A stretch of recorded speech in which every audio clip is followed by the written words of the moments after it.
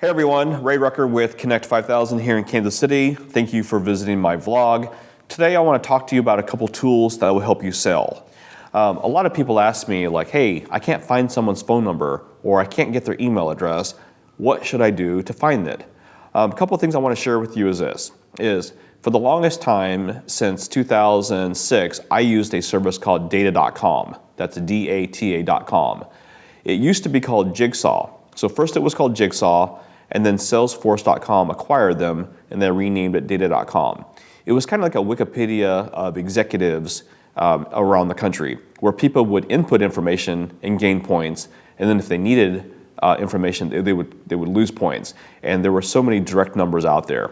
Unfortunately, on May 4th of 2019, Data.com is going away. Now, if you Google Data.com competitors, there's a ton of them out there. A free service that's out there, it's called hunter.io. If you type in the domain name, it'll spit out email addresses. So if you're trying to get a hold of someone and you can't find an email address, it's a great service to use.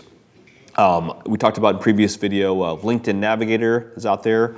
There's some paid services called Zoom Info that will provide phone numbers and email addresses, but there are some sneaky shortcuts. One of them is the autoresponder. Sometimes when you shoot an email, it'll come back with an autoresponder of like they're out of office, they're on vacation, or whatever, but sometimes there's a direct phone number on there so you know who to call. But also, if for some reason you don't have a phone number or whatever, it provides that information there. When in doubt, if you don't want to deal with any of these tips and tricks, there's a couple of formats that typically work for email addresses. Sometimes it's first initial, last name at domain.com, just like my email address. It's rrucker@connect5000.com, very, very common. Sometimes the format might be first name dot last name at domain.com, and other times it might be first name underscore last name at domain.com. I would highly recommend using an email tracker to find out when they open the email, if it bounced back, or whatever it happens to be, so that you're not chasing your tail trying to figure out if an email address is legitimate.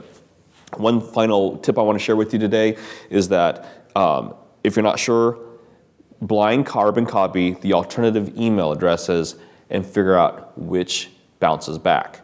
So for example, in the to line, you might have one email address, but in the blind carbon copy, if you're not sure that that format works, add the other ones and find out what bounces back, and then keep that for future reference.